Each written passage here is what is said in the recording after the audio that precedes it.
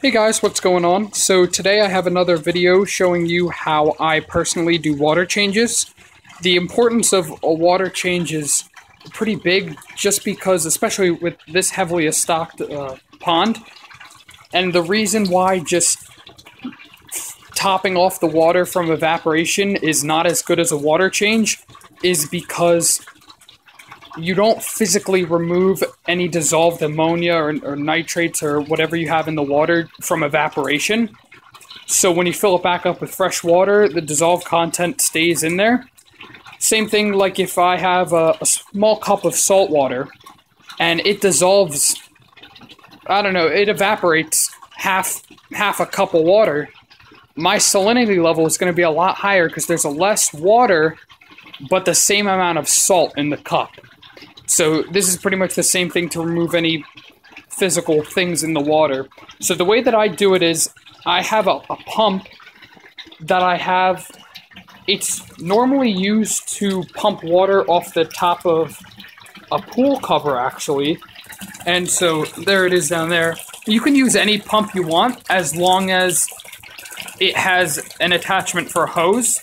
And then what you do is you screw the hose on and run it up either to the sink or outside or whichever is closest. For me, I run it outside, up and into the lawn. And I have to unfortunately keep this door open, and it is January, so it's cold out. So I kind of plug it up with a towel to make it less cold. And yeah, that's about it. So this is how I personally do my water changes.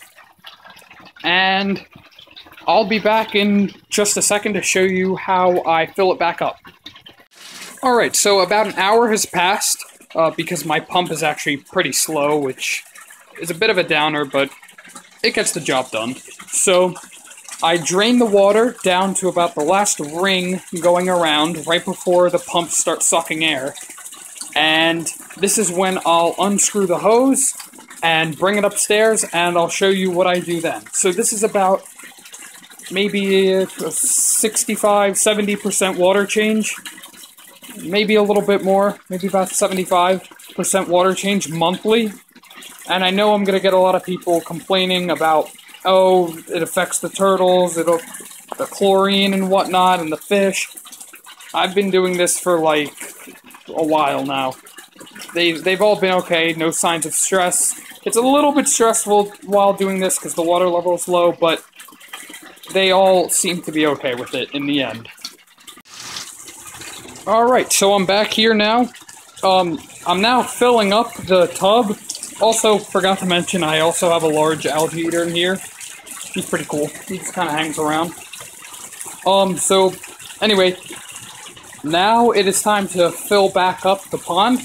Before I did that, though, I made sure while the water was low to scrape up any solid debris that I could find, any shed scoops, because your turtles actually, they need to shed, because they're reptiles, all reptiles shed, and so their scales on their shells actually pop off, and they're like little pieces of plastic. And they only do this really when they're bigger. So I make sure to scrape up as many of those as I can find, throw them out. And so here's where I'm filling the pond back up. Now, the reason that I have that clamped on is because my hose just barely makes it over the edge. And if I didn't have the clamp on, it would fall onto the floor and leak everywhere, and that'd be one big disaster. So, what I did was I took the hose. I'll actually show you. I run it all the way upstairs.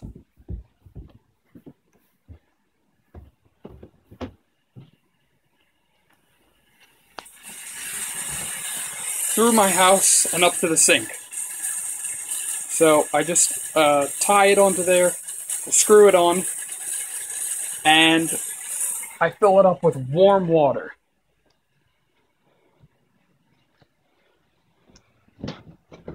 So it's a little weird kind of having to get back down. I have to step over and whatnot. But I definitely suggest, while filling it up, always stay down here. You don't know if this clamp will fail. I mean, I'm pretty sure that it won't. I tested it. I wiggled the hose around, and it was okay, but you never know. Stay down here just in case. Don't regret it later. So that's about it as far as water changes. It's as simple as that.